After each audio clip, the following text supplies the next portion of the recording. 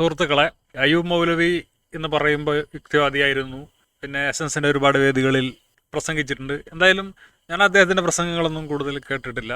കാരണം ആ സമയത്തൊക്കെ ഫേസ്ബുക്കിൽ ആക്റ്റീവായിരുന്നു. മാത്രമല്ല പുറത്തൊക്കെ ജോലി ചെയ്യുന്ന സമയത്തുകൊണ്ടും യൂട്യൂബ് വീഡിയോസൊക്കെ കാണാൻ ഡാറ്റ ഇല്ലാതിരുന്നതുകൊണ്ടും ഞാൻ അദ്ദേഹത്തിൻ്റെ വീഡിയോകൾ അങ്ങനെ കേട്ടിട്ടില്ല.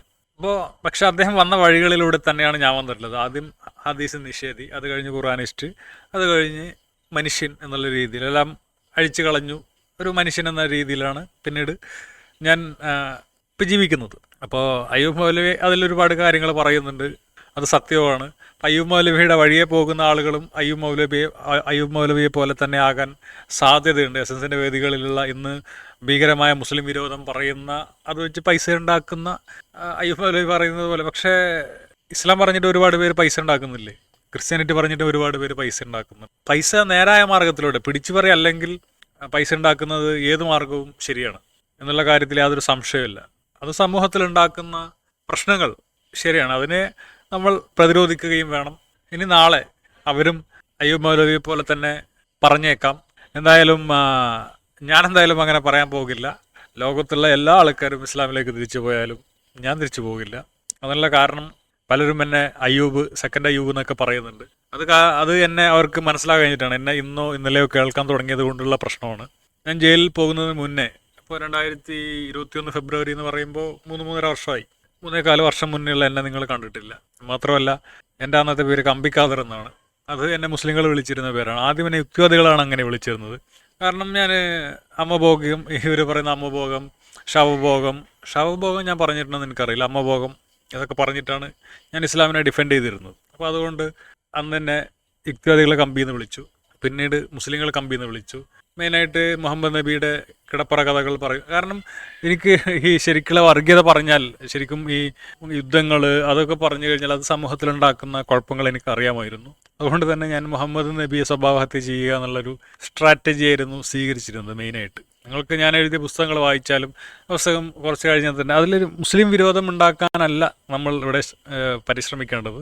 അത് പിന്നീട് ഇപ്പോൾ അത് ആളുടെ വീഡിയോസ് തന്നെ നമുക്ക് കേൾക്കാം. അതിനനുസരിച്ചിട്ട് ഞാൻ അതിന് മറുപടി പറയുകയും ചെയ്യാം. അപ്പോൾ എന്തായാലും ഈ വീഡിയോസ് സംഘികളോ ക്രിസംഘികളോ ഒന്നും കേട്ടിട്ട് കാര്യമില്ല. കാരണം ഞാനും അയ്യൂബ് മൗലവിയും പറയുന്ന വാക്കുകൾ ഏകദേശം സെയിം ആയിരിക്കും. ഇത് ആകെ വ്യത്യാസമുണ്ടാകാൻ പോകുന്നത് മുസ്ലിങ്ങൾക്കും ഇസ്ലാം വിട്ടവർക്കുമായിരിക്കും. കാരണം അവർക്കാണത് കൂടുതൽ റിലേറ്റ് ചെയ്യാൻ പറ്റുക, മറ്റുള്ളവർക്കത് റിലേറ്റ് ചെയ്യണമെന്നില്ല. അപ്പോൾ അത് പ്രത്യേകം ശ്രദ്ധിക്കുക. മുസ്ലിങ്ങൾ ഭാര്യമാരെ തല്ലുന്നത് ഖുർആൻ പറഞ്ഞിട്ട്, ഖുർആനിലൊരായത്തുണ്ട്, ജഡ്ജിക്ക് ഖുർആനിലൊരായത്തുണ്ടായിരുന്നു തല്ലല്ലട്ടെ എന്നും പറഞ്ഞുകൊണ്ട് ഒരായത്തോ തല്ലാന്ന് വിട്ടുക. മറ്റുള്ളവരൊക്കെ എന്താ ചെയ്യണത് ഒന്ന് നോക്ക്. അപ്പോൾ ഒന്ന് പുരുഷ മേധാവിത്വത്തിൻ്റെ ഒരു കാലം എല്ലാ സ്വാധീനത്തിലും ഉണ്ട്. മുസ്ലിങ്ങളെ മാത്രമല്ല എല്ലാവരെയും സ്വാധീനിച്ചിട്ടുണ്ട്. എന്നാൽ മുസ്ലിങ്ങളിലേക്ക് മാത്രം വരിക. അപ്പം നമ്മളൊരു ഇത് അയ്യൂബ് മൗലവി പറഞ്ഞത് ശരിയാണ്. സ്ത്രീകളെ തല്ലുന്നത് മുസ്ലിങ്ങൾ മാത്രമൊന്നുമല്ല, അത് എല്ലാവരും തല്ലുന്നുണ്ടാവും. അതൊരു കാലഘട്ടത്തിൻ്റെ പ്രശ്നമാണ്. പക്ഷെ ഇസ്ലാമിൽ അങ്ങനെ ഉണ്ട്. അതൊരു പുരുഷൻ എഴുതി വെച്ചത് കൊണ്ടും കൂടിയാണ്. അത് 1600 വർഷം മുന്നേ ഒരു പുരുഷന്മാർ എഴുതി വെച്ച ഒരു ഗ്രന്ഥത്തിൽ അങ്ങനെ ഉണ്ട്. പിന്നെ തല്ലുന്നത് അതിനെ വ്യാഖ്യാനിച്ചിട്ട് വെളുപ്പിച്ചിട്ടുണ്ട്. അതായത് മിസ്വാക്ക് കൊണ്ട് അല്ലെങ്കിൽ ബ്രഷ് കൊണ്ട് തല്ലണം എന്നൊക്കെ പറഞ്ഞിട്ട്. പിന്നെ അങ്ങനെയാണെങ്കിൽ പിന്നെ തല്ലെന്ന് പറയേണ്ട കാര്യമില്ലല്ലോ. ഇത് സ്വർഗത്തിൽ മദ്യപ്പുഴയുണ്ട്, മദ്യത്തിന് ലഹരിയില്ല. ലഹരിയിലേക്ക് പിന്നെ അതിനെ മദ്യം എന്ന് വിളിക്കുന്നത് സർവ്വത്തെന്ന് വിളിച്ചാൽ പോരെ. അപ്പോൾ അങ്ങനെയുള്ള വെളുപ്പിക്കലാണ്. എന്തിനാണ് മദ്യം എന്ന് പറയുന്നത്? അത് മത്താക്കുമ്പോഴാണ്. ലഹരി എന്തിനാണ് വിളിക്കുന്നത്? അത് മദ്യം എന്ന് പറഞ്ഞാൽ അങ്ങോട്ടും അല്ല ഇങ്ങോട്ടും ഇല്ലാത്ത രീതിയിൽ മനുഷ്യനെ തലച്ചോറിനാക്കും. അതിനാണ് മദ്യം എന്ന് പറയുന്നത്. അല്ലെങ്കിൽ പിന്നെ അത് മദ്യമല്ല, സർവത്ത് എന്നൊക്കെ അതിനെ വിളിക്കണം. ലഹരിയില്ലാത്ത മദ്യം എന്ന് പറയുന്നത് മധുരമില്ലാത്ത പഞ്ചസാര എന്നൊക്കെ പറയുന്നത് പോലെയാണ് ലഹരിയില്ലാത്ത മദ്യം എന്നൊക്കെ പറയുന്നത്. അപ്പോൾ അതുപോലെയുള്ള ഒരു തമാശയാണ് ഇപ്പോൾ അയ്യൂബ് മൗലവി പറഞ്ഞത്. പുരുഷൻ സ്ത്രീയുടെ കൃഷിയിടമാണ് എന്ന് പറഞ്ഞിട്ട് ഉള്ളൊരു ആയത്തുണ്ട്. അതിലെനിക്ക് തെറ്റ് തോന്നിയിട്ടില്ല. ഞാനതിനെ വിമർശിച്ചിട്ടില്ല. എൻ്റെ അങ്ങനെയുള്ള വിമർശന വീഡിയോകൾ നിങ്ങൾക്ക് കിട്ടുമോ എന്നറിയില്ല. കാരണം അത് ഇപ്പോൾ ഒരാളോട് ഖുർആൻ എന്ന് പറയുന്ന ഒരു എല്ലാവരും വായിക്കപ്പെടുന്ന ഒരു ഗ്രന്ഥമാണ്. അതിൽ വൃത്തികേടുണ്ട്.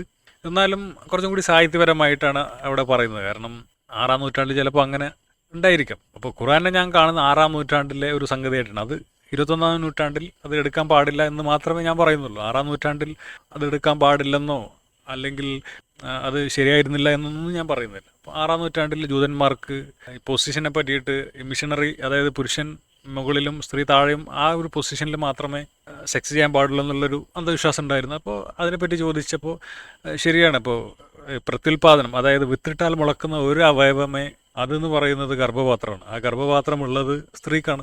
കൃഷിയിടം എന്ന് പറഞ്ഞാൽ എന്താ? വിത്തിട്ടാൽ മുളക്കുന്ന സ്ഥലം. ആ ഗർഭപാത്രം ഉള്ളത് സ്ത്രീയിലാണ്. അപ്പോൾ ആ ഗർഭപാത്രത്തിലേക്ക്, ആ കൃഷിയിടത്തിലേക്ക് ഏത് വിധേനയും കയറാം എന്നാണ് വളരെ സാഹിത്യപരമായിട്ട് പറഞ്ഞിട്ടുള്ളത്. അത് ഞാൻ തെറ്റായിട്ട് കാണുന്നില്ല. അങ്ങനെ പറയാം. അതിനെ സ്ത്രീയെ കൃഷിയിടമാക്കിയെന്ന് അങ്ങനെ ഒരു ആരോപണം ഞാൻ ഉന്നയിച്ചിട്ടില്ല.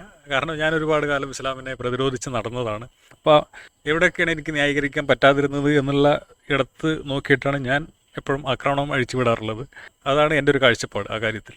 മനസ്സിലുണ്ടായിരുന്നു. അതെ. പക്ഷെ ഇപ്പൊ നമ്മുടെ വിമർശകരെ നോക്കുമ്പോൾ അവർക്ക് അവരെന്തോ മുഹമ്മദ് നബി നേരിട്ട് വന്നിട്ട് എന്തോ ചെയ്തോന്ന് തോന്നിപ്പോവും. അല്ല, അവരെന്താ അത്രയും വെറുപ്പും വിദ്വേഷമാണ് മുഹമ്മദ് നബിയോടുള്ളത്. ഇപ്പോൾ പല പദപ്രയോഗങ്ങൾ പോലും നമുക്ക് ഇവിടെ പറയാൻ പറ്റാത്ത രൂപത്തിലാണ് നിരന്തരമായി നബിയെ അങ്ങനെയാണ് അഭിസംബോധന ചെയ്യുന്നത് പോലും. അല്ല, അതെന്താ വെച്ചാൽ മുഹമ്മദ് നബിയെ കുറിച്ചിട്ട് ഇസ്ലാമിക നമ്മൾ മദ്രസകളിൽ തന്നെ മുഹമ്മദ് നബീനെ ഇങ്ങനെ നമ്മൾ വിശദീകരിച്ച് പഠിപ്പിച്ചിട്ടില്ല. ഒന്നത്, മുഹമ്മദ് നബി പ്രബോധനം ചെയ്ത മാർഗങ്ങളെക്കുറിച്ച്, നബിയുടെ സ്വഭാവ ഗുണങ്ങളെക്കുറിച്ച് അങ്ങനെ പഠനം മുസ്ലിം ലോകത്ത് എഴുതിയിട്ടുണ്ട്. പക്ഷെ നമ്മുടെ ഈ മദ്രസകളിലൊക്കെ പരിമിതികളുണ്ടല്ലോ, അത് പഠിപ്പിക്കാത്തതിൻ്റെ ഒരു പ്രശ്നം ഉണ്ടായിട്ടുണ്ടെന്ന് എനിക്ക് തോന്നുന്നുണ്ട്. അത് ഇന്ന് ഇവർ പഠിക്കുന്നില്ല. ഇസ്ലാം മതം വിമർശിക്കുമ്പോൾ മുഹമ്മദ് നബി ആരാന്നാണ് ആദ്യം പഠിക്കേണ്ടത്. ഞാൻ ആരെ വിമർശിക്കുമ്പോഴും, മുഹമ്മദ് നബി എന്നല്ല, നമ്മൾ ആരെ വിമർശിക്കുമ്പോഴും അദ്ദേഹത്തിൻ്റെ ജീവചരിത്രം മൊത്തം നമ്മൾ എടുത്തു വരും. ഇപ്പോൾ നമ്മൾ നെഹ്റുവിനെ വിമർശിക്കാൻ നോട്ടാ, നെഹ്റു ജയിലിൽ പോയിട്ടുണ്ട്. നെഹ്റു എന്തിനേറെ ഗാന്ധി മരിച്ചപ്പോൾ അദ്ദേഹം ആദ്യം അനൗൺസ്മെന്റ് ചെയ്യുന്നതിന് എന്താണെന്നറിയോ? മുസ്ലിങ്ങളല്ല കൊന്നത് ടോന്ന. അപ്പോൾ അദ്ദേഹത്തെ അന്നത്തെ പറയേണ്ട ഇന്ത്യ പാകിസ്ഥാൻ വിഭജന കാലത്തുള്ള പ്രശ്നമുള്ള സമയമാണ്. അതുകൊണ്ട് പറയാണ്, മുസ്ലിങ്ങൾ പ്രത്യേക വിരോധം ഉണ്ടായിട്ടില്ല. പക്ഷെ അത് മാത്രം ഒരാൾ എടുത്തിട്ടാൽ അന്നേ അയാൾ ഒരു മുസ്ലിം വിരോധിയാണെന്നൊക്കെയാണ് ഈ പറയാം. ഒരു കൊലപാതകം നടന്നപ്പോൾ മുസ്ലിം അല്ല എന്തിനാ പറയും? അതിപ്പോൾ ഒരാൾ ജീവിതം എടുത്ത് പരിശോധിക്കുമ്പോൾ അയാൾ പറഞ്ഞ വാക്കുകൾ, ആ സന്ദർഭം ഏതാണ്, അത് പരിശോധിക്കേണ്ടതുണ്ട്. അയാളുടെ അയാൾ വളർന്ന സാഹചര്യം ഉണ്ടാവും, അയാൾക്ക് കുടുംബത്തിൽ പ്രശ്നങ്ങൾ ഉണ്ടായിട്ടുണ്ടാവും, പിന്നെ സമൂഹത്തിൽ പ്രശ്നങ്ങൾ ഉണ്ടാവും, ആഭ്യന്തര പ്രശ്നങ്ങൾ ഉണ്ടാവും, പല പ്രശ്നം ഉണ്ടാവും. ഇതിനെ എല്ലാം വസ്തുനിഷ്ഠമായി വേണം വിലയിരുത്തിയിട്ട് ഒരാളെ പറ്റി പഠിച്ച്. ഇത് അയ്യൂബ് മൗലവി പറയുന്നത് ശരിയാണ്. അതായത് മുഹമ്മദ് നബി ഒരു വെറും 6-ാം നൂറ്റാണ്ടിലെ ഒരു അറേബ്യയിലെ ഗോത്രജീവി മാത്രമായിരുന്നെങ്കിൽ നമുക്ക് ഇത് പറയുന്നതൊക്കെ ശരിയാണ്. പക്ഷേ മുഹമ്മദ് നബി എന്ന് പറയുന്നത് ഈ ലോകം പളിച്ചു സൃഷ്ടിച്ച ഒരു ദൈവത്തിൻ്റെ പ്രവാചകനാണ്. ഈ ലോകം അവസാനിക്കുന്നത് വരേക്കുമുള്ള മനുഷ്യർക്ക് മാതൃകയായിട്ട് ഒരാളെ സൃഷ്ടിച്ചു. അങ്ങനെ സൃഷ്ടിക്കുമ്പോൾ ആ ഗ്രന്ഥത്തിൽ, ഇപ്പോൾ ഖുർആനിൽ പല അക്രമ ആയത്തുകളുണ്ട്. ഓക്കെ, അത് യുദ്ധ സാഹചര്യത്തിലാണ്, യുദ്ധമല്ലാത്ത സാഹചര്യത്തിൽ കുഴപ്പങ്ങൾ പാടില്ല എന്നൊക്കെ ഉണ്ട്. പക്ഷേ നിർബന്ധിതമായിട്ട് മതം മാറ്റിയിട്ടുണ്ട്. അതിപ്പോൾ നമുക്ക് വേണമെങ്കിൽ ഇപ്പം അയ്യൂബ് മൗലവി നാളെ അത് ന്യായീകരിക്കും, അപ്പോൾ അതിന് മുന്നേ ഞാൻ ന്യായീകരിക്കും. ഇപ്പോൾ ഇന്ത്യ രൂപപ്പെടുമ്പോൾ ട്രാവൻകൂർ അടക്കം ഞാൻ മലബാറിലാണ്, അപ്പോൾ ട്രാവൻകൂർ പാകിസ്ഥാനിൽ ചേരണമെന്നാണ് ആദ്യം ആഗ്രഹിച്ചത്. അതേപോലെ ഹൈദരാബാദ്, അങ്ങനെയുള്ള പല രാജ്യങ്ങളും വളരെ ഇന്ത്യയോട് ബലമായിട്ട് തന്നെയാണ് കൂട്ടിച്ചേർത്തിട്ടുള്ളത്. അപ്പോൾ മക്ക എന്നുള്ള അറേബ്യ എന്നുള്ള ഒരു സ്ഥലത്ത് മുഹമ്മദ് നബി ഇസ്ലാമിനെ കൊണ്ട് ഒരുപാട് ഗുണങ്ങൾ ഈ ലോകത്തുണ്ടായിട്ടുണ്ട്, ഇല്ല എന്നൊന്നും പറയാൻ പറ്റില്ല. അതിനെ പറ്റിയിട്ട് വേറൊരു വീഡിയോയിൽ ഞാൻ വിശദീകരിക്കുന്നുണ്ട്. ഇസ്ലാമിനെ കൊണ്ട് ഗുണങ്ങളുണ്ട്, ബ്രിട്ടീഷുകാരെ കൊണ്ട് ഗുണങ്ങളുണ്ട്, സ്പാനിഷുകാരെ കൊണ്ട് ഗുണങ്ങളുണ്ട്. അപ്പോൾ അവർ ഇങ്ങനെ ലോകം സഞ്ചരിച്ചു. അതുകൊണ്ടാണ് ഇന്നത്തെ ഒരു രണ്ട് ലോകമഹായുധങ്ങൾ കൊണ്ടും ഗുണമുണ്ടായിട്ടുണ്ട്, ഹിറ്റ്ലറിനെ കൊണ്ട് ഗുണമുണ്ടായിട്ടുണ്ട്. അപ്പോൾ ഇതൊക്കെ സത്യമാണ്. ഇപ്പോൾ എല്ലാത്തിനും ഗുണങ്ങളും ദോഷങ്ങളും ഉണ്ട് എന്നുള്ള കാര്യത്തിൽ യാതൊരു തർക്കമില്ല. ഇപ്പോൾ ഇവിടെ അറബികൾ വന്നില്ലായിരുന്നുവെങ്കിൽ, ഇവിടെ ക്രിസ്ത്യാനികൾ വന്നില്ലായിരുന്നുവെങ്കിൽ, നമ്മളൊക്കെ സെന്റിനൽ ദ്വീപ് പോലെ അശോകൻ്റെ ആൾക്കാർ വന്നിട്ടില്ലായിരുന്നുവെങ്കിൽ, സെന്റിനൽ ദ്വീപിലൊക്കെയുള്ള ആൾക്കാരുടെ മനുഷ്യവാസം നോക്കണം, അവരുടെ ജീവിതം എങ്ങനെയാണെന്ന് നോക്കണം. അപ്പോൾ നമ്മൾ ഈ കോണൊക്കെ ഒഴിവാക്കി വസ്ത്രങ്ങൾ ധരിച്ച് കമ്പ്യൂട്ടറൊക്കെ ഉപയോഗിച്ചിട്ട് ഞാൻ നിങ്ങളോട് യൂട്യൂബിലൂടെ വർത്തമാനം പറയുന്നുണ്ടെങ്കിൽ അതിൽ ഇസ്ലാമിന് പങ്കുണ്ട്, ക്രിസ്ത്യാനിറ്റിക്ക് പങ്കുണ്ട്, ബ്രിട്ടീഷുകാർക്ക് പങ്കുണ്ട്, അറബികൾക്ക് പങ്കുണ്ട്, നമ്മുടെ തക്ഷശിലക്കാർക്ക് പങ്കുണ്ട്, ഇന്ത്യക്കാർക്ക് പങ്കുണ്ട്, എല്ലാവർക്കും പങ്കുണ്ട്. അപ്പം അതൊരു സത്യമാണ്. പക്ഷേ ഇത് എല്ലാ കാലഘട്ടത്തിലും 6-ാം നൂറ്റാണ്ടിലെ പോലെ ജീവിക്കണം, അല്ലെങ്കിൽ 6-ാം നൂറ്റാണ്ട് മാതൃകയാക്കണം എന്ന് പറയുമ്പോഴാണ് ഇവിടെ നമ്മുടെ പ്രശ്നം ഉടലെടുക്കുന്നത്. മാത്രമല്ല, ഖുർആനിൽ അക്രമ സ്വഭാവമുള്ള ഒരു ആയത്ത് പറയുമ്പോൾ നിങ്ങളവിടെ അക്രമികളെ അറ്റാക്ക് ചെയ്യുമെന്ന് പറഞ്ഞാൽ കുഴപ്പമില്ല. പക്ഷെ നിങ്ങളവിടെ മതം കൊണ്ടുവന്നു. ഇപ്പോൾ ഉസാമ ബിൻ ലാദൻ ഒരു ആക്രമണം നടത്തി കഴിഞ്ഞാൽ, അല്ലെങ്കിൽ കേരളത്തിൽ മാർട്ടിൻ ഒരു ആക്രമണം നടത്തി കഴിഞ്ഞാൽ, അവിടെ ഒരു ആക്രമണം നടത്തി എന്ന് മാത്രം പറഞ്ഞാൽ ഇപ്പോൾ ഇന്ത്യയിൽ തന്നെ എവിടെയെങ്കിലും ഒരു ആക്രമണം നടന്നാൽ അവിടെ മതം പറയരുത്, ഇരു വിഭാഗങ്ങൾ തമ്മിൽ അടിച്ചു എന്ന് പറയണമെന്നാണ് ഒരു ദിവസത്തെ ആയുസ്സുള്ള പത്രത്തിൽ എഴുതുന്നത്. അപ്പോൾ ഈ കാലാകാലം എന്ന് പറഞ്ഞിട്ട് നിങ്ങൾ ഉണ്ടാക്കിയിട്ടുള്ളൊരു പുസ്തകത്തിൽ, ദൈവിക പുസ്തകത്തിൽ ബഹുദൈവാരാധകരെ കൊല്ലണം എന്ന്, ഓക്കെ, അവിടെ യുദ്ധത്തിൻ്റെ സാഹചര്യമായിരിക്കാം, പക്ഷെ അവിടെ ബഹുദൈവാരാധകർ എന്ന് പറയുന്നിടത്ത് നിങ്ങൾക്ക് എന്ത് പറയാം? അല്ലെങ്കിൽ ഒരു ബുദ്ധിയുള്ള ഒരുത്തിന് എന്ത് പറയാം? അക്രമി എന്ന് പറയാം, അഗ്രസർ എന്ന് പറയാം. അത് പറയുന്നില്ല. അതാണ് അള്ളാഹുവിനെ പറ്റിയ തെറ്റ്. അതാണ് വിമർശിക്കുന്നത്. അതാണ് എൻ്റെ വിമർശനം. ബാക്കിയുള്ളവരുടെ വിമർശനം എനിക്കറിയില്ല. അപ്പോൾ അതാണ് എൻ്റെ പ്രശ്നം. മുഹമ്മദ് നബി 11 കല്യാണം കഴിച്ചിട്ട് ആയിക്കോട്ടെ. എത്രയോ രാജാക്കന്മാർ, പല രാജാക്കന്മാർ ഒരുപാട് കല്യാണം കഴിച്ചിട്ടുണ്ട്, അടിമകളെ വെച്ചിട്ടുണ്ട്. പക്ഷെ അവരെ ആരെയും മാനവരിൽ മഹോന്നതനെന്ന് ആരും വിളിക്കുന്നില്ല. അവർ കഴിഞ്ഞതോടുകൂടി അവർ കഴിഞ്ഞു. എത്രയോ മില്യൺ കണക്കിന് ആളുകളെ കൊന്ന ആളുകൾ ചരിത്രത്തിലുണ്ട്. അവർ ചത്തതോടുകൂടി, മരിച്ചതോടുകൂടി അവരുടെ പ്രശ്നം കഴിഞ്ഞു. അപ്പം അതാണ് നമ്മൾ പറയുന്ന മെയിൻ ഇഷ്യൂ. അവിടെ ശ്രദ്ധിക്കണം. ഒരു സംവാദം നടക്കുകയാണ്. അപ്പോൾ അതൊരു മുസ്ലിം വർഗീയ കലാപമായി ഞാൻ ചിത്രീകരിക്കുകയാണെന്ന് ഡാറ്റ വെച്ചുകൊണ്ട് തന്നെ. അപ്പോൾ ആ സുഹൃത്തിനോട് ചോദിച്ചു, അന്നത്തെ പോലീസ് ആരാണ്? 2021 മാപ്പിള ലഹള കിടക്കുന്ന സമയത്ത് അന്ന് കേസ് ചാർജ് ചെയ്യുന്നതും രേഖകൾ ശേഖരിക്കുന്നതൊക്കെ ആരാണ്? ആ രേഖ വെച്ചിട്ടല്ലേ നിങ്ങളിപ്പോൾ അത് അവതരിപ്പിക്കുന്നത്? ആ രേഖ ആരാണ്? ബ്രിട്ടീഷ് സർക്കാരിന്റെ പോലീസാണ്. ഇവരന്ന് മുസ്ലിങ്ങൾക്ക് അനുകൂലം എഴുതുവോ അതോ പ്രതികൂലമായിട്ട് എഴുതുവോ? ഇപ്പൊ ഗുജറാത്ത് കലാപം നടന്നു, അവിടെ എല്ലാം നടന്നിട്ടും അവസാനം സാക്ഷികൾ ആരാണ്ടായത്? എങ്ങനെ FIR എഴുതിയത്? അപ്പോൾ അതിനനുസരിച്ചല്ലേ കോടതി വിധിക്കുള്ളൂ. നീ ഈ ഗുജറാത്ത് കലാപത്തൊക്കെ ഒന്ന് ആലോചിച്ച് നോക്ക്.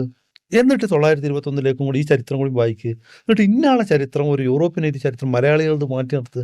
അയാൾ വിശ്വാസിയൊന്നും അല്ലല്ലോ, അത് വായിച്ചൂടെ? അപ്പം നോക്കൂ, നമ്മളൊരു ചെറിയൊരു സ്പാർക്ക് വരികയാണല്ലോ.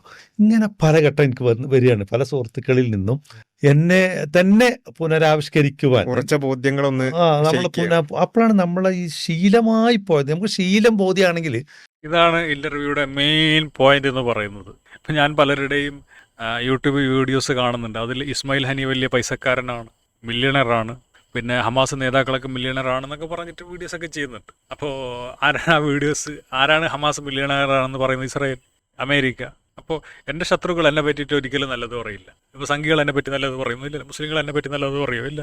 അപ്പം എന്നെ പറ്റിയിട്ട് സംഘികളും മുസ്ലിങ്ങളൊന്നും നല്ലത് പറയുന്നില്ല എന്നുള്ളതാണ് ഞാൻ അഭിമാനിക്കുന്ന ഒരു കാര്യം. അതേപോലെ ഇസ്മായിൽ ഹനിയ, എനിക്കത് തെറ്റുപറ്റിയിട്ടുണ്ട് ആ കാര്യത്തിൽ. ഇസ്മായിൽ ഹനിയ പണക്കാരനാണ്, മില്യണറാണ് എന്നൊക്കെ പറയുന്നു. മിഷേൽ മില്യണറാണെന്ന് പറയുന്നു. പിന്നെ ഹമാസുകാർ മില്യണറാണെന്ന് പറയുന്നു. അവർ ടണലിൻ്റെ അകത്ത് കയറിയിട്ട് ആസ്വദിക്കുകയാണ്. അപ്പോൾ ഞാൻ ഇവരോട് ചോദിക്കുന്നതാണ്, നിങ്ങൾക്കൊക്കെ ബുദ്ധിയില്ലേ? നിങ്ങളാരെങ്കിലും ആഡംബരത്തിൽ ജീവിക്കാൻ തുരങ്കത്തിനുള്ളിൽ ജീവിക്കൂ? ഇന്ന് ജൂതന്മാർ ഇറാൻ്റെ ആക്രമണം ഭയന്നിട്ട് മന്ത്രിസഭ കൂടിയത് തുരങ്കത്തിനുള്ളിൽ. എത്ര സുഖം ഉണ്ടാവും അവരോട് ചോദിച്ചാൽ മതി, ജൂത മന്ത്രിസഭ. ഇപ്പം ഞാൻ ജൂതം എന്ന് പറയുമ്പോൾ നിങ്ങൾ മോശം വിചാരിക്കരുത്. നെതന്യാഹുവിൻ്റെ ഓരോ പ്രസംഗത്തിലും ഞങ്ങൾ ജൂ ജൂ ജൂ ജൂ എന്നാണ് പറയുന്നത്. മോദി പാകിസ്ഥാനുമായിട്ട് ചൈനക്കാരുമായിട്ട് യുദ്ധം വരുമ്പോൾ ഞങ്ങൾ ഹിന്ദുക്കൾ ഹിന്ദുക്കൾ ഹിന്ദുക്കൾ എന്ന് പറയുമ്പോൾ ബാക്കിയുള്ള ഈ രാജ്യത്ത് താമസിക്കുന്ന ബാക്കിയുള്ള ആളുകൾക്ക് എന്ത് തോന്നും? ഇന്ത്യക്കാർ എന്നല്ല പറയേണ്ടത്, അല്ലാതെ ഹിന്ദുക്കൾ ഹിന്ദുക്കൾ ഹിന്ദുക്കൾ എന്ന് പറഞ്ഞാൽ. അപ്പോൾ അതിലൊരു പ്രശ്നമുണ്ട്. ഇസ്രായേലികൾ എന്ന് തന്നെ പറയുന്നതിലും പ്രശ്നമാണ്. കാരണം അതൊരു കുടുംബ പേരാണ്, അല്ലെങ്കിൽ ഒരു മനുഷ്യൻ്റെ പേരാണ്.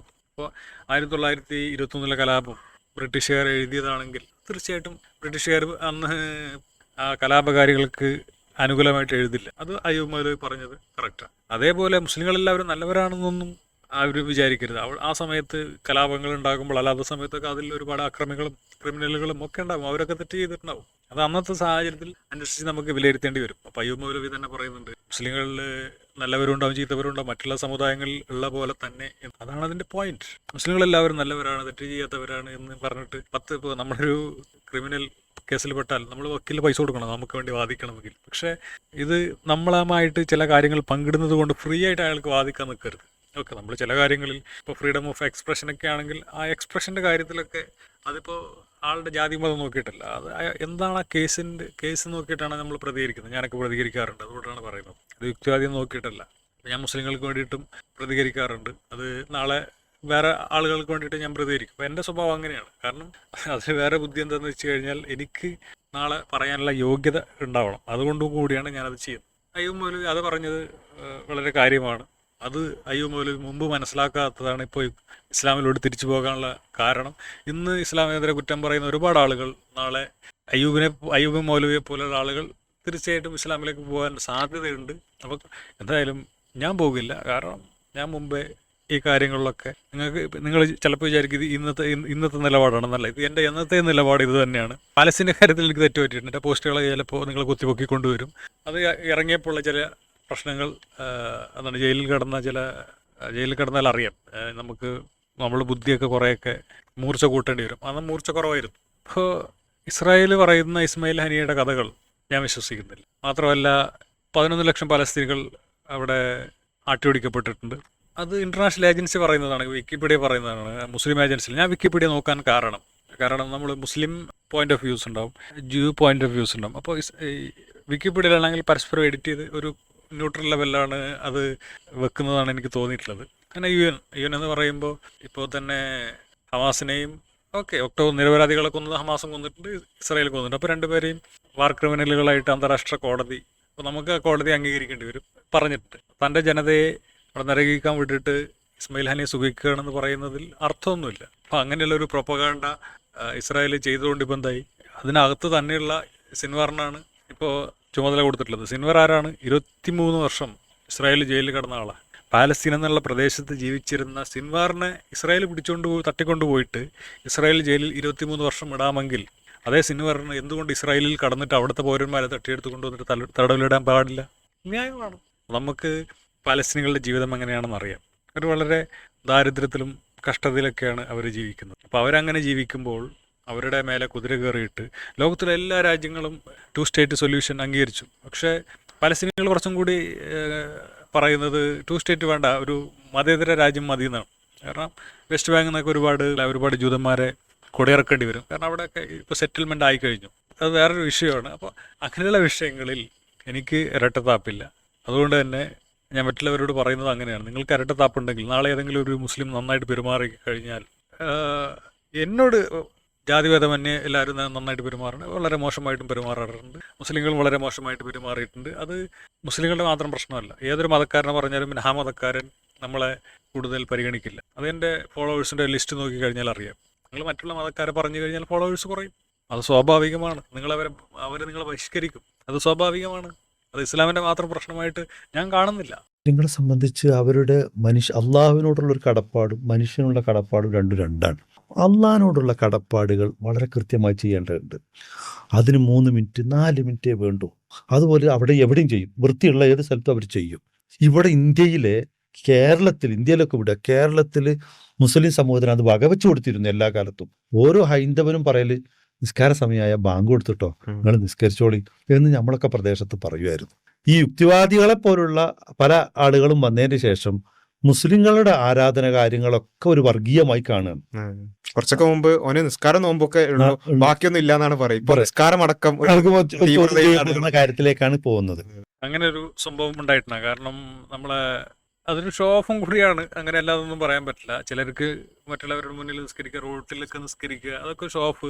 നിസ്കാരത്തിൻ്റെ ബാധ്യത ഉണ്ടെങ്കിൽ ഇപ്പോൾ നിർമ്മല കോളേജിലൊക്കെ അതിന് വർഗീയപരമായിട്ട് എനിക്ക് ഒരുപാട് അഭിപ്രായ ഭിന്നതകളൊക്കെ ഉണ്ടെങ്കിലും നമ്മൾ മനുഷ്യന്മാരും കൂടി മനസ്സിലാക്കണം. ആ ഒരു മനസ്സിലാക്കൽ ഇല്ലാതെ ദൈവത്തോട് മാത്രം കടപ്പാട് എന്ന് പറഞ്ഞാൽ മനുഷ്യന്മാരിങ്ങനെയൊക്കെ കാണും. പ്രത്യേകിച്ചിട്ടും മുസ്ലിങ്ങൾ ഇത്രമാത്രം പ്രതിരോധം നേരിടുന്നൊരവസ്ഥയിൽ അങ്ങനെയല്ല. അത് ശരിയാണെന്ന് ഞാൻ പറയുന്നില്ല. പക്ഷെ അത് ഒരുപാട് മുസ്ലിങ്ങൾക്ക് ചിന്തിക്കാൻ നല്ലതാണ്.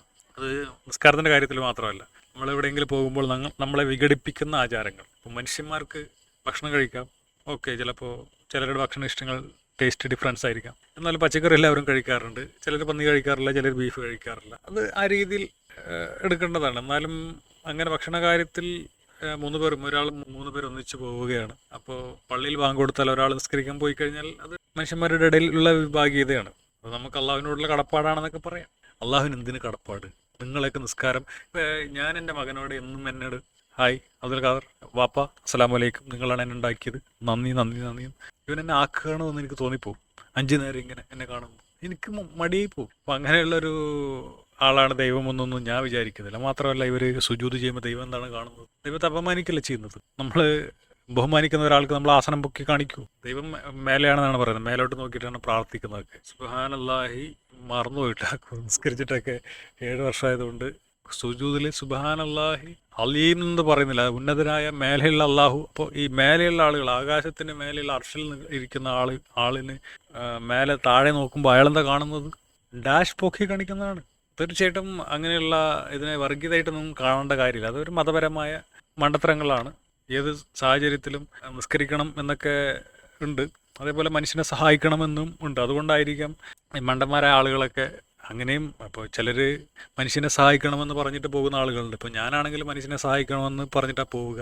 അപ്പോൾ എൻ്റെ ജയിൽ കഥകൾ വായിച്ചാൽ അയ്യൂബ് മൗലവിക്ക് പലതും മനസ്സിലാകും.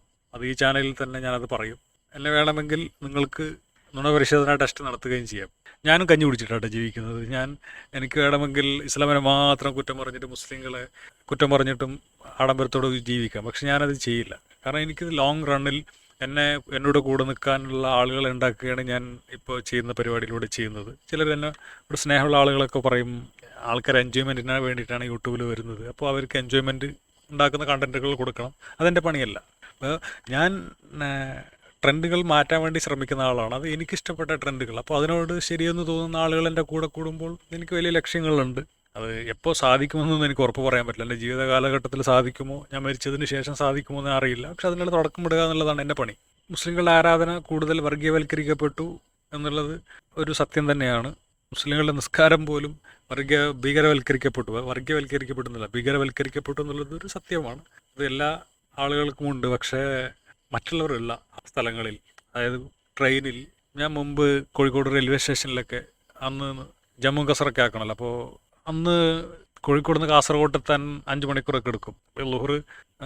ളുഹർ കഴിഞ്ഞ് പിന്നീട് അവിടെ പള്ളിയുണ്ട് കോഴിക്കോട്, അവിടെ നിസ്കരിച്ചിട്ട് വരാം. പക്ഷെ അവിടെ നിസ്കരിക്കാതെ മടി പിടിച്ചിട്ട് റെയിൽവേ സ്റ്റേഷനിലെത്തി പിന്നീട് ളുഹർ കഴിഞ്ഞ് അസറും കഴിഞ്ഞിട്ട്, അപ്പോൾ നമുക്ക് 2 നിസ്കാരം കളാവും. പിന്നെ മഗ്‌രിബ് കഴിഞ്ഞിട്ട് കാസർഗോഡ് എത്തുള്ളൂ. അപ്പോൾ അങ്ങനെയൊക്കെ ആകുമ്പോൾ അവിടെ റെയിൽവേ സ്റ്റേഷനിൽ ഞാനവിടെ പ്ലാറ്റ്ഫോമിലൊന്നും അല്ല കേട്ടോ, അത് അവിടെ കഴിഞ്ഞ് അപ്പുറത്ത് ഈ പുല്ലൊക്കെ ഉള്ള സ്ഥലത്ത് പോയിട്ട് നിസ്കരിക്കുന്ന ഒരു ഇതൊക്കെ ഉണ്ടായിരുന്നു. ട്രെയിനിൽ നിസ്കരിക്കുക, ബസ്സിൽ നിസ്കരിക്കുക, അങ്ങനെ കുറേ മന്ദബുദ്ധികളൊക്കെ ഉണ്ട്. അതൊക്കെ ബോറാണ്, വർഗീയതയായിട്ടല്ല. പക്ഷെ അത് മറ്റുള്ളവരെങ്ങനെയാണ് കാണുന്നതെന്ന് നമ്മൾ മനസ്സിലാക്കണം. ഒരാളുടെ വഴിമുടക്കിയിട്ട് നിസ്കരിക്കരുത്, അത് തെറ്റാണ്. വിമാനത്തിൽ നിസ്കരിക്കുന്ന ഇത് കണ്ടിട്ട്, അതും സീറ്റിൽ ഇരുന്നിട്ടല്ല, ആൾക്കാർ നടന്നു പോകുന്ന വഴിയിൽ നിസ്കരിക്കുന്നത്. അപ്പോൾ ഒരാളുടെ വഴി മുടക്കുക എന്നുള്ളത് ഇസ്ലാമികപരമായിട്ടും തെറ്റല്ലേ? ഒരാളുടെ വഴിയിലെ തടസ്സങ്ങൾ നീക്കുക എന്നുള്ളതല്ലേ ഇസ്ലാമിലെ വലിയ കർമ്മം. അപ്പോൾ അള്ളാഹുവിനോടുള്ള ബാധ്യത മനുഷ്യന്മാരെക്കാൾ വലിയ ബാധ്യതയല്ല, മനുഷ്യനോടാണ് കൂടുതൽ നമ്മൾ ബാധ്യത പുലർത്തേണ്ടത്. നമ്മുടെ മക്കൾ പരസ്പരം സ്നേഹിക്കുമ്പോഴാണ് നമ്മൾക്ക് കൂടുതൽ അവരോട് ഇഷ്ടം തോന്നുക എന്നാണ് എനിക്ക് തോന്നിയിട്ടുള്ളത്. എന്നാൽ ഇസ്ലാം ശരിയാവില്ല, ദൈവം ഉണ്ടെങ്കിൽ തന്നെ അള്ളാഹല്ല ഒരു സ്ഥിരം ഒരു ഉണ്ടല്ലോ. അപ്പോൾ ആ ഒരു ഫേസിലൂടെ ഒക്കെ കടന്നു പോകുന്ന ആളുകളോട് ഇപ്പോൾ ഒരു തിരിച്ചൊരു മുസ്ലിമായ രൂപത്തിൽ എന്താണ് അവരോട് പറയാനുള്ള ഒരു ഗുണാംശം എന്താണ്? അല്ല, ഞാൻ ഈ 2 വഴി സ്വീകരിച്ചിട്ടുണ്ടല്ലോ. ഭൗതിക മണ്ഡലങ്ങളിലും കടന്നു വന്നിട്ടുണ്ട്. ഇപ്പം ഞാൻ ഇസ്ലാമിക ആ ലോകത്തൂടെയാണ് കടന്നു പോകുന്നത്. നമ്മുടെ ഒരു മനസ്സിന് കിട്ടുന്നൊരു സമാധാനം, ഒരു ധന്യത, അത് നമുക്ക് പണം കൊണ്ട് നേടിയെടുക്കാവുന്ന സംഗതിയല്ല. അല്ലെങ്കിൽ എനിക്ക് പണമാണ് ലക്ഷ്യമായിരുന്നെങ്കിൽ എനിക്കിപ്പോൾ ഇവരൊക്കെ ഉണ്ടാക്കുന്ന യൂട്യൂബും ഖുർആൻ ക്ലാസ്സും ഇസ്ലാം വിമർശനമൊക്കെ എനിക്ക് ധാരാളം സാധിക്കുകയും ഒക്കെ ചെയ്യുന്നതാണ്. പക്ഷേ അത് നേരായ വഴിയല്ല, അത് തെറ്റുമാണ്, ശരിയല്ല എന്ന് ബോധ്യമുണ്ടാവുകയും എല്ലാവരും ചോറ് വയ്ക്കുമ്പോൾ നമ്മൾ കഞ്ഞി കുടിച്ചാൽ മതി. എന്നാലും അതിലൊരു സമാധാനമുണ്ട് നമ്മുടെ ജീവിതത്തിൽ നേടിയെടുക്കുന്ന ഒരു സമാധാനം നമുക്ക് വർണ്ണിക്കാൻ കഴിയില്ല. നമ്മൾ എന്തൊരു സംഗതിയും പടച്ചോനെ തവക്കൂലാക്കിയാണ് കാര്യങ്ങൾ ചെയ്യുന്നത്. ഇങ്ങനെ മനുഷ്യൻ അവൻ്റെ ജീവിതം മുഴുക്കെ അള്ളാഹുൽ സമർപ്പിക്കുകയാണ്. ആ സമർപ്പണം, അതിൽ കിട്ടുന്ന ഒരു ആനന്ദമുണ്ട്, ഒരു തൃപ്തിയുണ്ട് മനസ്സിന് എല്ലാം. അപ്പം നമുക്ക് നമ്മളുടെ ശത്രുക്കൾ എന്തൊക്കെ പറഞ്ഞാലും അവരെന്തൊക്കെ കാണിച്ചാലും നമുക്ക് അവരോട് തോന്നുന്ന സ്നേഹം മാത്രമായിരിക്കും. എന്ന് പറയുമ്പോൾ നമ്മുടെ ശത്രു അല്ലെങ്കിൽ നമ്മുടെ എതിരാളി ആര് തന്നെയാണെങ്കിലും നമ്മുടെ മോശമായി പെരുമാറിയാൽ അടിക്ക് പകരം അടി, അല്ലെങ്കിൽ വഴക്കിന് പകരം വഴക്ക്, ഷണ്ടക്ക് പകരം ഷണ്ട. ഇതുവരെ വീഡിയോ ആര് കാണുമെന്ന് എനിക്കറിയില്ല. ഇപ്പോഴാണ് അയ്യൂബ് മൗലവി ദ പോയിന്റ് വന്നത്. അപ്പോൾ അവിടെയാണ് ഖാദറിൻ്റെയും പോയിന്റ് കിടക്കുന്നത്. അയ്യൂബ് മൗലവി പറഞ്ഞു അള്ളാഹുവിനോടുള്ള തവക്കുൽ ചെയ്തിട്ട് കിട്ടുന്ന സമാധാനവും ശാന്തിയും പിന്നെ ആരോടും പകയില്ല, അത് വെറുതെയാണ്. തബ്ബത് യദാ അബീ ലഹബിൻ വതബ്ബ് വമാ അഗ്നാ അൻഹു മാലുഹു വമാ കസബ്. ഇത് റമളാനിലും അല്ലാത്ത സമയങ്ങളിലും മണിച്ച് പറയുന്നത് എന്താണ്? തബ്ബത് യദാ അബീ ലഹബ്, അബീ ലഹബിൻ്റെ കരങ്ങൾ നശിക്കട്ടെ എന്നാണ്. നബി ജനിച്ചപ്പോൾ സന്തോഷിച്ചിട്ട് അടിമയെ മോചിപ്പിച്ച് ആഘോഷിച്ച അബൂലഹബ് എന്ന തൻ്റെ പിതൃവിനെ പറ്റിയിട്ടാണ് മരിച്ചു. ഓക്കെ, അദ്ദേഹത്തിൻ്റെ ജീവിത കാലഘട്ടത്തിൽ നബി അദ്ദേഹം ദ്രോഹിച്ചിട്ടുണ്ടെങ്കിൽ ആ സമയത്ത് അത് കഴിയണ്ടേ? അത് വെച്ചിട്ട് മരണം വരെ നമ്മുടെ ഈ അയ്യൂബ് മൗലവിയെ അടക്കമുള്ള ഒരു മുസ്ലിമിനെയും ദ്രോഹിക്കാത്ത അബൂലഹബിനെ ശപിക്കുകയാണ്. ഇത്രമാത്രം നികൃഷ്ടമാണ്. ഒട്ടകത്തിന്റെ കുടൽമാലയിട്ടവരോട് ക്ഷമിച്ചു എന്ന് പറയുന്ന അയ്യൂബ് മൗലവി അല്ലെങ്കിൽ മുസ്ലിങ്ങൾ. പക്ഷെ നബി ക്ഷമിച്ചോ? ഇല്ല. നബി എന്താണ് അപ്പോൾ പ്രാർത്ഥിച്ചു? ഇതിന് നീ പകരം കൊടുക്കണേ റബ്ബേ. എന്നിട്ട് ബദറിന്റെ രണാങ്കളത്തിൽ വെച്ചിട്ട് അബൂമുഅയ്യിത്തിനെയും ഉബൈദയെയും ഒക്കെ അവരുടെ കഷ്ണങ്ങളായ ശരീരഭാഗങ്ങൾ എടുത്തിട്ട് കിണറ്റിലിട്ടിട്ട് ചോദിച്ചു, തിരിച്ചു കിട്ടിയില്ലേ? അന്നത്തെ പ്രാർത്ഥന ഫലിച്ചില്ലേ എന്ന്. ഈ പാമ്പായ മുഹമ്മദ് നബി എങ്ങനെയാണ് കാരുണ്യത്തിന്റെ കടലാകുന്നത്? തന്നെ അംഗീകരിക്കാത്ത ഒരാളെ കലാകാലം നരകത്തിലിടുന്ന അള്ളാഹു എങ്ങനെയാണ് ക്ഷമയുടെ ആളാകുന്നത്, കാരുണ്യത്തിന്റെ ആളാകുന്നത്? ശിർക്ക് ചെയ്ത ഒരുത്തനെ കലാകാലം നരകത്തിലിട്ട് പൊരിക്കുകയാണ്. എവിടെയാണ് അള്ളാഹു കാരുണ്യമാകുന്നത്? ആ അള്ളാഹുവിനെ സ്നേഹിച്ചാൽ എങ്ങനെയാണ് നമുക്ക് സമാധാനം കിട്ടുക? ഈ അബ്ദുൽ ഖാദർ ആരാന്നറിയോ? ഈ അബ്ദുൽ ഖാദർ നബി കൊള്ളക്കാരനാണെന്ന് പറഞ്ഞതിന്റെ പേരിൽ, നബി ബലാത്സംഖ്യയാണ് എന്ന് പറഞ്ഞതിന്റെ പേരിൽ ഒരാൾ അടിമയാക്കിയിട്ട് സെക്സ് ചെയ്യുന്നത്, ബലമായിട്ട് സെക്സ് ചെയ്യുന്നത് ബലാത്സംഗമാണ്. ഒരാൾ അടിമയാകുമെന്ന് പറഞ്ഞിട്ട് ഒരിക്കലും വരില്ല. യുദ്ധത്തിലൂടെ പിടിച്ചെടുത്ത് അടിമയാക്കുന്നത് അല്ലെങ്കിൽ ഒരാളെ ബലപ്രയോഗത്തിലൂടെ അയാളുമായിട്ട് സെക്സ് ചെയ്യുന്നത് തെറ്റാണ്. അപ്പം നിങ്ങൾ ചോദിക്കും, അന്നൊന്നും പറഞ്ഞില്ലല്ലോ. ഞാൻ 686 ദിവസം ജയിലിൽ കിടന്നു, ഞാൻ എന്തെങ്കിലും പറഞ്ഞു? എനിക്ക് പറയാനുള്ള വോയിസ് ഉണ്ട്? ഇല്ലല്ലോ. മൊത്തം തടവല്ലേ?